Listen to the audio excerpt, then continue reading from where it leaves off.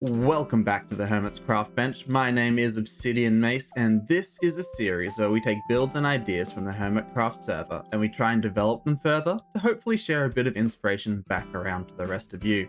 In today's episode, we'll be focusing on good times with Scar. In his most recent episode, Etho and Cub showed Scar that you can use allays to fly around. Let me quickly show you. By connecting an allay to a boat with some pigs into it via a lead, you'd be able to hop on the back of the pigs and then direct the allay around by throwing it some blocks of your choice. Using this method, Scar was hoping to be able to create some kind of flying machine to transport around his base. Now, he was having a bit of trouble with it in the episode, and I figured, hey, why not give it a go myself and see how we do. My first thought though was that for a space-themed base, pigs in a boat just don't really look all that good. So I wanted to try and change that somewhat. And that's where I thought of Zombie Nautilus. Unlike regular Nautilus, they don't require water to be able to survive, but they are at risk of burning in the sun. However, once you've tamed them, if you put armor on them, they are no longer at risk of burning, so they can literally survive wherever you put them. And I figured, hey, that could look a whole lot cooler in a boat than pigs. Unfortunately, sometime between when they first appeared in the game in the snapshots and now, they no longer fit in boats. So that won't be what we're going ahead with. We're going to be sticking with the pigs. Of course, if we're wanting to be able to fly around using the allay, we need to create some form of method to be able to get it to go where we want it to. And that is where I introduce this transmitter design that I came up with. Using the simple method of calibrated skulk sensors, firing a signal to the next one and the next one, we are able to get it to drop off the block that the allay wants along a chain, and therefore be able to control where the allay is going. Allow me to run you through somewhat of the design that went into this.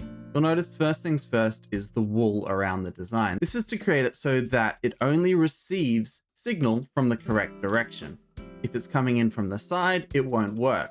However, that doesn't mean that you can't just use the design in a straight line. You are actually able to get the design to go up, down, left, right, you name it. But there are a few restrictions that come with trying to get it to go different directions. Let me get into that. Going up or down, you come across the issue of the allay having its line of sight broken by the platform in front of it so that it can't actually see whatever block or item that you're sending it to. Now, you may be wondering why I'm using such a large platform in that case. Well, that's because occasionally when an item spits out of here, it'll miss the center block and fall off the edge. You can work your way around this by putting a cobweb in the middle so you only have one block there.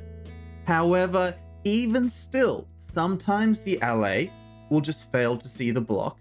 And also, when the allay goes in the cobweb, it slows down dramatically. Let's demonstrate these effects, shall we?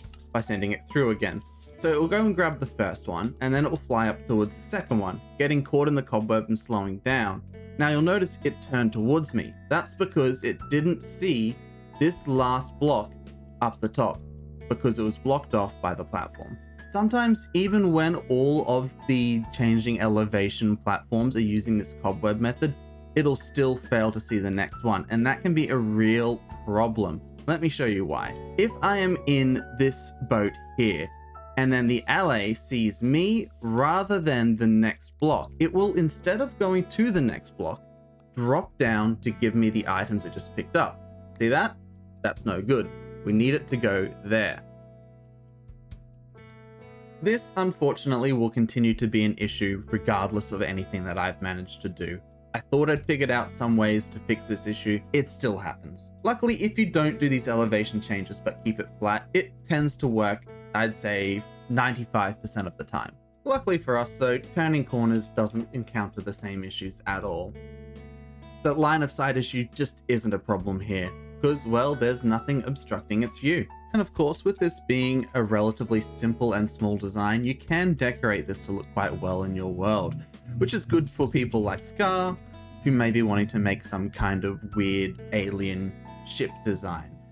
Of course, you do still need to consider breaking line of sight and also wool that might potentially block our little calibrated skulk sensor here. By the way, I don't even know what I built here. It's just something to try and demonstrate that you can decorate it. Don't judge me. Another thing to keep in mind is that if you are sending these systems too far, you may need to consider chunk loading each of them, as obviously once you send it too far away from the start, the actual signal won't receive anything that's outside of a loaded chunk. Of course, this design won't work all on its own. You need something more than a transmitter. You need a receiver. Yeah, this is where this whole thing becomes a bit more complicated and gets a bit of redstone spaghetti. Once again, don't judge me. Allow me to demonstrate how this system works. First and foremost, when the allay is in this end, these two bulbs need to be lit up. In the end where the allay isn't, only that one bulb needs to be lit up. Here we have a calibrated skulk sensor detecting when you mount the pigs and activating the whole system. Once we hop on the pigs, this door will open and it'll start dropping sandstone for the allay to follow. Once the allay sees it, it'll take off. Down the far end here, the allay should see this sandstone in this hole here, at which point it will then enter, get blocked in, have more sandstone spat out to bait it. That note block will call it over. It'll get pushed and pulled to break the note block tie, allowing us to carry on again as soon as we want. There are some hopper minecarts under here which pick up any of the blocks that the allay drops for the note block. Then, to get going again, we simply hop off the pigs, hop back on, and away we go.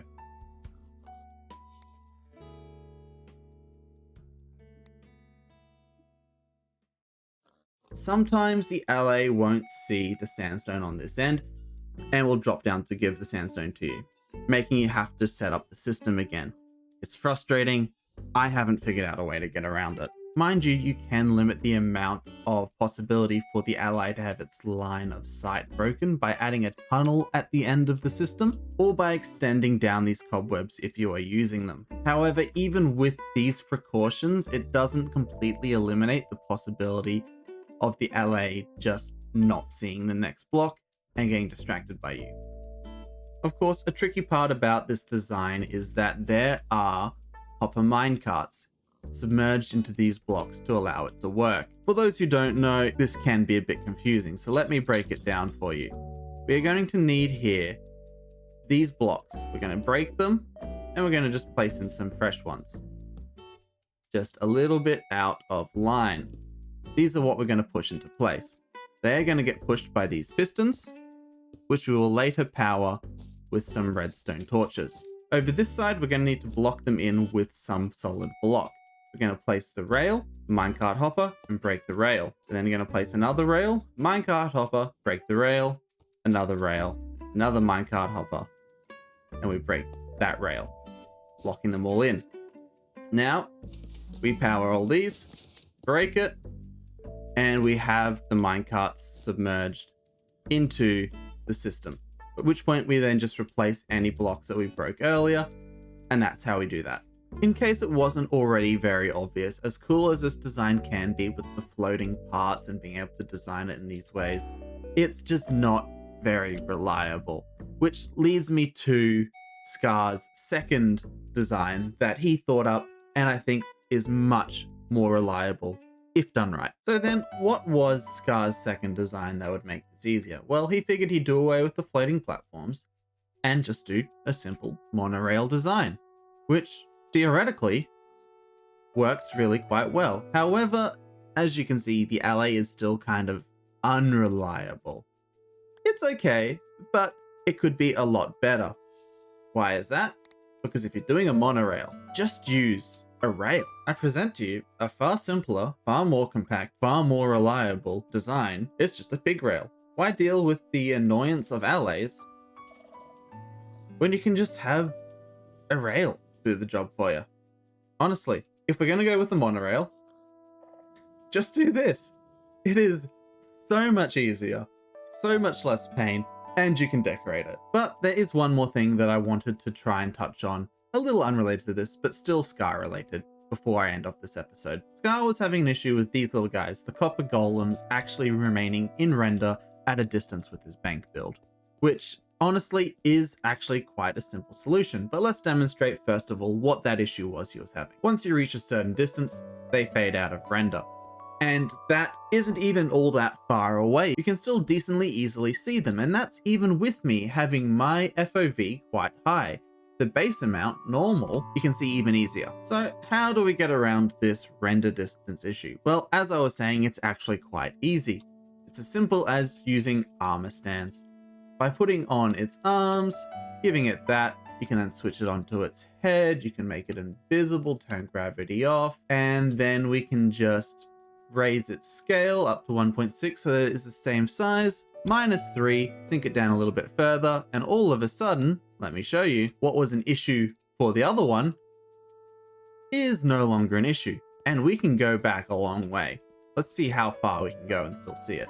Even way out here, it is still visible until we reach this. I believe, as I might have mentioned in a previous episode, the distance is 128 blocks. A much further distance than the sorry limit of this one, which is probably 64 if I were to guess. Now you might also have noticed that this one's a bit darker. That's because the armor stand is submerged into the ground. Once it's high enough up, it goes back to its regular color. But that isn't necessarily an issue here. If we kept it down here, Scar is using shading in his build. This could be used as shading. So thank you for joining me on this unnecessarily complicated video. To be honest, I knew from the beginning that this rail would be a whole lot easier, a whole lot more consistent than this other design, but I just wanted to try and make it work. Hopefully in today's episode, we're able to answer a few questions that Scar might be having and potentially make his life that little bit easier. If you would like to give this design a go, the schematics are available in the description. Feel free to check it out. Once again, guys, thank you for joining me in today's episode of the Hermit's Craftbench, and I hope to see you guys all again soon in the new video. See you later.